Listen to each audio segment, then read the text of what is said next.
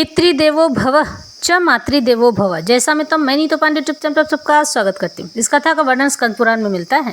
कहते हैं पिता आपका ढाल होता है। समाज के नरम गरम खट्टे मीठे अनुभव का ज्ञान पिता ही अपने बच्चे को देता है। पिता का मान सम्मान व आदर करने से बच्चे का भाग्य उज्जवल होता है। समाज में मान यश कीर्ति सम्मान ये सब पितृ आज्ञा नहीं पिता की आज्ञा का पालन करने से ही मिलता है। पिता का व्यवहार चाहे कैसा भी क्यों ना हो, एक संतान को अपने पिता का हमेशा आदर करते रहना चाहिए। पिता बाहर के समाज से लड़कर अपने बच्चों का भरण पोषण करते हैं ताकि उन्हें कोई कष्ट ना हो।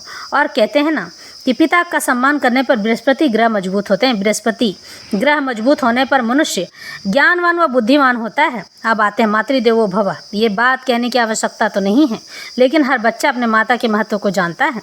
बच्चे में संस्कार माता ही प्रदान करती है और माता ही बच्चे को पिता का सम्मान करने का ज्ञान देती है। माता का स्थान तो देवताओं से भी ऊपर है, क्योंकि तभी तो भगवान विष्णु और भगवान शिव माता का स्नेह पाने के लिए तरसते हैं। और माता का सम्मान करने पर व्यक्ति ब्रह्मांड को भी जीत सकता है। तो इस तरह से आज की कथा आरंभ करते हैं। प्राचीन समय की बात है। महर्षि अंगिरा के कुल में एक प्रसिद्ध ब्राह्मण हुआ करते थे। वे महान विद्वान थे, परंतु प्रत्येक कार्य में अधिक विलंब किया करते थे। उनके पिता का नाम महर्षि गौतम था। वे सब कार्य सभी कामकाज भली भांति सोच समझकर किया करते थे, बहुत देर से करते थे।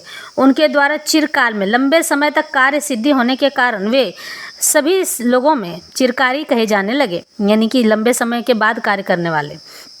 एक बार चिरकारी की माता से कोई अपराध हो गया। उससे कुपित होकर उनके अदीर्घदर्शी पिता ने अन्य सब पुत्रों को छोड़कर केवल चिरकारी को आदेश दिया कि तुम अपनी इस माता को मार डालो। उन्होंने बड़ी देर के बाद उत्तर दिया, अच्छा ऐसा ही करूँगा। परंतु वे तो स्वभाव से ही चिरकारी थे, यानी लंबे समय से काम करने वाले। अपनी चिरकारिता का विचार करके चिरकाल तक लंबे समय तक वह इस विषय में सोच में विचार में करते रहे, मैं पिता की इस आज्ञा का पालन कैसे करूं? अपनी माता को कैसे मारूं? पिता की आज्ञा पालन रूप धर्म का बहाना लेकर वह मातृ हत्या रूप अधर्म कैसे डूब जाऊं? माना कि पिता की आज्ञा पालन सबसे बड़ा धर्म है, परंतु उसी प्रकार माता की रक्षा भी तो मेरा अपना धर्म है। पुत्रत्व सर्वथा परतंत्र है। पुत्र माता और पिता दोनों के अधीन है। स्त्री की उसमें भी माता की हत्या करके कभी भी कौन सुखी रह सकता है? ऐसे ही पिता की भी अवहेलना करके कौन प्रतिष्ठा प्राप्त कर सकता है?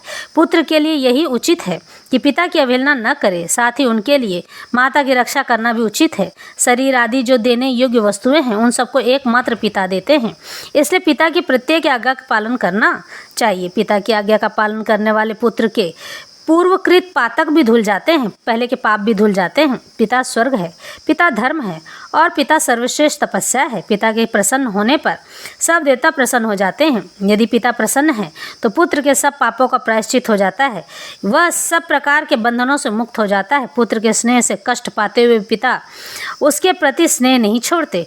यह पिता का गौरव है, जिस पर पुत्र की दृष्टि से मैंने विचार किया है। पिता का छोटा मोटा स्थान नहीं है, उनका पद बहुत ऊंचा है। अब मैं माता के विषय में विचार करूंगा। मेरे इस मानव जन्म में जो यह पंचभूतों का समुदाय रूप शरीर प्राप्त हुआ है, मैंने जो जन्म लिया है मनुष्य जन्म, इसका कारण तो मेरी माता ही है। जिसकी माता जीवित है वह सनाथ है, वो जो मातृहीन है वह अनाथ है। जो बिना माता के जिसकी माता मर गई वो अनाथ कहलाता है। पुत्र और पौत्र से युक्त मनुष्य यदि 100 वर्ष की आयु के बाद अपनी माता के आश्रय में जाता है तो वह 2 वर्ष के बालक की भांति आचरण करता है।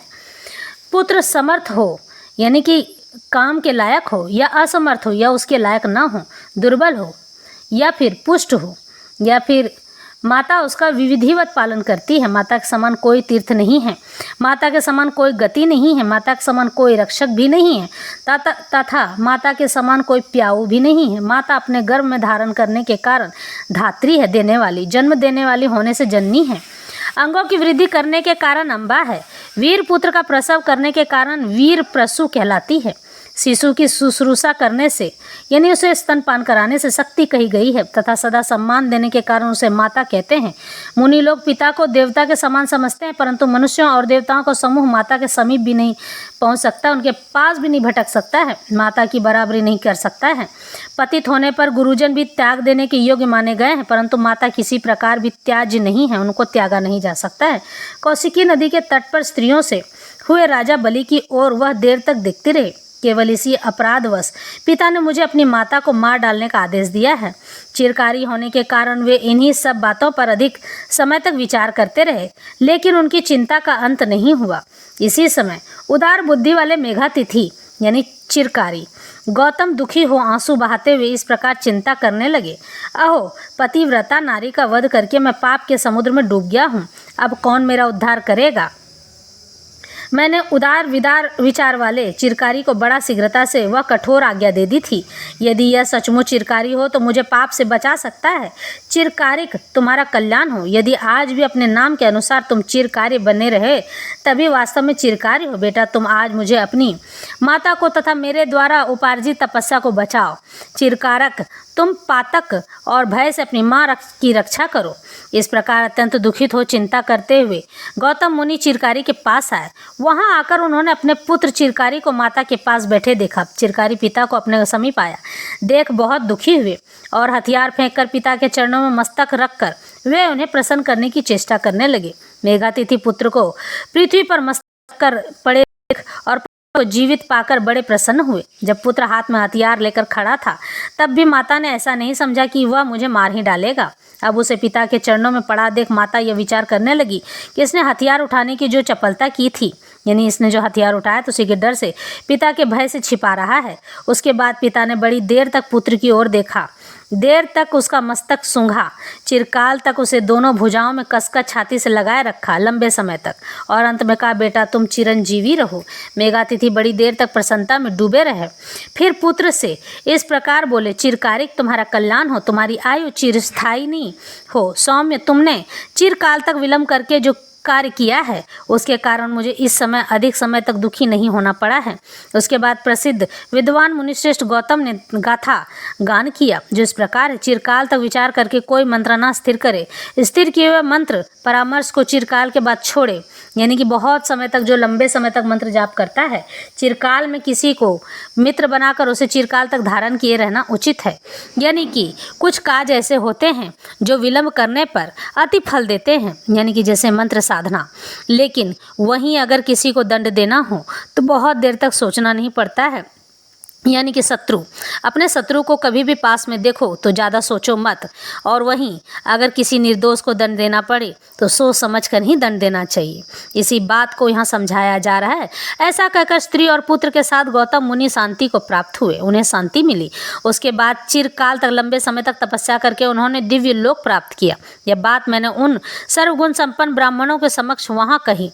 उसके बाद धर्म वर्मा के समीप पास में जाकर हारित आदि मुनियों के चरण पखार कर संपूर्ण देवताओं को साक्षी बनाकर मैंने संकल्प पूर्वक सुवर्ण, गौ, गाय, गृह यानी घर, धन, स्त्री, वस्त्र यानी कपड़े और आभूषण यानी गहने आदि दे उन ब्राह्मणों को कृतार्थ किया। इसके बाद उस देव समाज में इंद्र ने हाथ उठाकर कहा, देवताओं, भगवान शंकर के अर्धांग में अपना वामार्ध भाग स्थापित करने वाली देवी गिरिजा नंदिनी जब तक विद्यमान है, गणेश जी, हम सब देवता और ये तीनों लोग जब तक मौजूद हैं, तब तक नारद जी के द्वारा स्थापित किया गया यह स्थान सदा समृद्धिशाली बना रहे। इस स्थान को नष्ट करने वाले मनुष्य पर ब्रह्म साप, विष्णु साप लगेगा।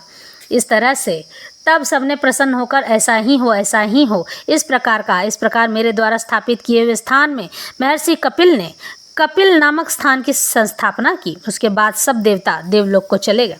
इस तरह से गौतम ऋषि के पुत्र चिरकारिक की कथा यहीं संपन्न होती है। पिता की आज्ञा मानना सर्वोपरि माना गया है, लेकिन उससे भी सर्वोपरि माना गया है माता की रक्षा करना, क्योंकि माता किसी के भरोसे नहीं, अपने पुत्र के भरोसे सर्वथा रहती है। पुत्र का कर्तव्य है कि अपनी माँ को हर तकलीफ से, हर दुख से बचाए, और यही उसका परम कर्तव्य है। तो यह कथा यहीं संपन्न करते हैं।